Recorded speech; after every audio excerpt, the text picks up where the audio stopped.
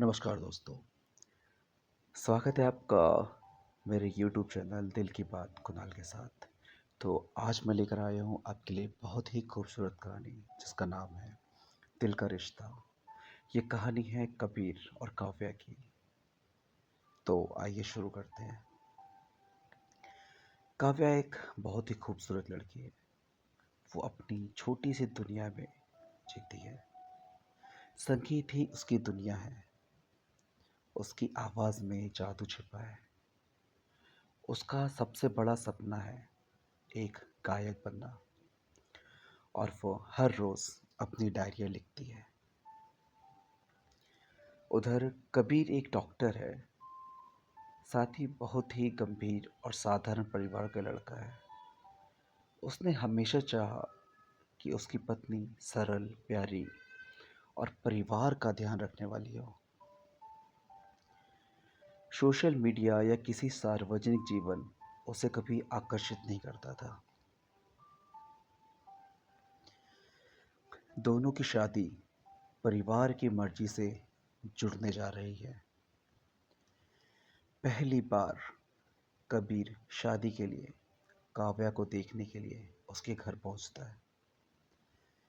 कबीर को काव्या पहली नज़र में ही पसंद आ जाती है और वो उसे देखते ही शादी के लिए हाँ कर देता है।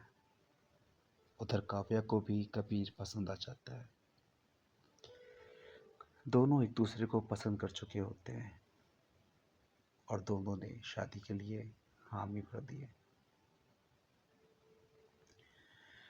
दोनों के बीच थोड़ी दूरी और अनजानपन है, लेकिन समय के साथ ये धीरे धीरे आकर्षण बढ़ने लगता है।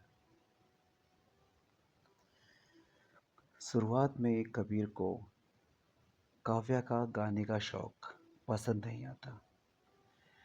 वह चाहता था कि काव्या घर संभाले, परिवार का ध्यान रखे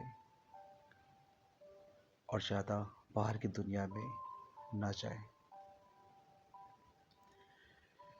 काव्या जो अपने सपनों में खोई रहती थी, थोड़ी निराश हुई, लेकिन उसने कोशिश की कि कबीर के अनुसार रहे, क्योंकि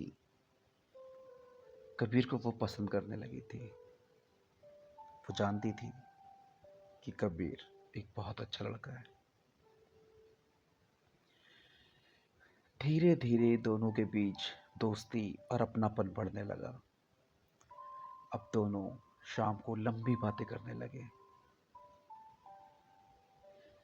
कबीर अपने क्लिनिक में होता, लेकिन पूरे समय उसके दिल और दिमाग में काव्या चल रही होती। बस इंतज़ार रहता है कि कब वो घर जाए और काव्या से बातें करे। अब कबीर की रात काव्या के कॉल से होती और सुबह काव्या के मैसेज से। कबीर जो पहले केवल परिवार और साधारण जीवन चाहता था, अब काव्या की खुशियों में खुश होना सीखने लगा। काव्या भी धीरे धीरे समझ गई कि कबीर का प्यार और समर्थन उसे अपनी राह पर आगे बढ़ाने की ताकत देता है। उसे अपनी डायरी में एक अधूरे गाने की 4 पंक्तियाँ लिखी। कबीर जो पहले संगीत पसंद नहीं करता था, अब काव्या को रोका नहीं करता। उसकी खुशी में ही खुश होने लगा था। अब काव्या का संगीत कबीर को मानो अपनी ओर आकर्षित करने लगा था।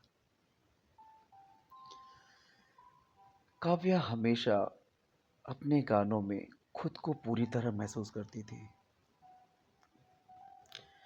उसके लिए संगीत सिर्फ एक शौक नहीं, बल्कि जिंदगी थी। हर सुबह उठकर वह अपनी डायरी में अपनी भावनाओं को व्यक्त करती और सपने देखा करती कि एक दिन वह अपनी आवाज़ से दुनिया को छू लेगी। एक रात बात के दौरान कबीर ने काव्या को डिनर के लिए किसी रेस्टोरेंट में इनवाइट किया। यह बात सुनकर काव्या मानो खुशी से झूम उठी। अब अब काव्या को बेसब्री से अगली शाम का इंतजार था।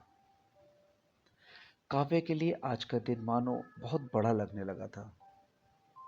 काव्या बार बार घड़ी देखती कि कब शाम हो और वो कबीर से मिलने के लिए जाए। इस मुलाकात के लिए काव्या बहुत ही ज़्यादा उत्सुक थी। धीरे धीरे समय बीता और अब काव्या कबीर से मिलने के लिए घर से निकल पड़ती है। उधर कबीर भी अपना सारा काम कंप्लीट करके दिल में मिलने के अरमान लिए हुए, हाथों में फूलों का गुलदस्ता लिए सीधे रेस्टोरेंट पहुंच जाता है। काव्या टैक्सी से रेस्टोरेंट के लिए आ रही होती है। जैसे ही काव्या टैक्सी से उतरकर रेस्टोरेंट की तरफ बढ़ती है, दूर से एक तेज गति से आ रही कार काव्या को टक्कर मार देती है। उधर कबीर रेस्टोरेंट में इंतज़ार कर रहा होता है, जो इस बात से बिल्कुल अनजान और बेखबर रहता है। लेकिन अब काव्या रेस्टोरेंट ना आके सीधे हॉस्पिटल पहुंच जाती है, जहां पूरी रात काव्या बेहोशी की हालत में रहती है। उधर कबीर इस एक्सीडेंट से अनजान रेस्टोरेंट के बंद हो जाने के कारण अब पूरी रात रेस्टोरेंट के बाहर इंतज़ार करता है। कबीर पूरी तरह से अनजान है कि काव्या क्यों नहीं आई। काव्या का फ़ोन भी बंद हो चुका था। अब कबीर निराश और उदास होकर चुपचाप घर को लौट जाता है। अगले दिन जब काव्या को होश आता है तो वो खुद को हॉस्पिटल में पाती है और उसे पता चलता है कि उसका गला और चेहरे का आधा हिस्सा बुरी तरह से अफेक्ट हो चुका था। उसी पल काव्या की फैमिली हॉस्पिटल पहुंचती है और काव्या की इस स्थिति को देखकर उनके आंसू थमने का नाम नहीं ले रहे थे। डॉक्टर ने गंभीर आवाज़ में बताया, काव्या की वोकल कॉर्ड में गंभीर चोट आने से उसकी आवाज़ कमज़ोर हो सकती है। अब वो पहले की तरह शायद नहीं बोल पाएगी। ये सुनते ही काव्या के सारे सपने बिखर गए। वो पूरी तरह उधर काव्या अपने दुख में दुखी होकर अपनी डायरी में लिखा करती, मैं अब वह नहीं रही, लेकिन मैं चाहती हूँ मेरी आवाज़ फिर उठे। मैं खुद को संभालूंगी, लेकिन कबीर से दूर रहकर। काव्या अपने गानों की अधूरे सपने और चोट के कारण टूट चुकी थी। उसका आधा चेहरा चोट से प्रभावित था और गला बोलने में कमज़ोर। हर दिन वह अपने आप से लड़ती, लेकिन खुद को कमज़ोर और अधूरा महसूस करती। एक दिन वह बेहद उदास और टूटे दिल के साथ अपने कमरे के एक कोने में चुपचाप बैठी थी।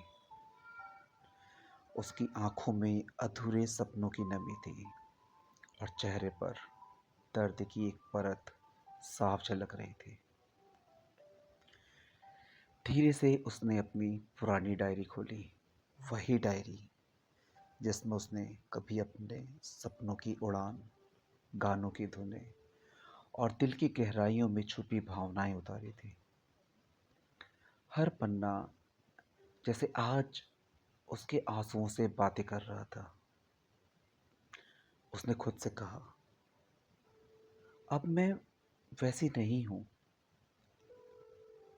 जैसा कबीर चाहता था। अब मैं उसे खुश नहीं रख सकती। उसे तो कोई और भी मिल जाएगी जो उसे खुश रखे। उसके भीतर का दर्द इतना गहरा और बेचैन करने वाला था कि वह उसे और सहन नहीं कर पाई। गुस्से और आंसू के बीच उसने अपनी डायरी को कसकर पकड़ा, फिर अचानक पूरी ताकत से कहीं दूर फेंक दिया।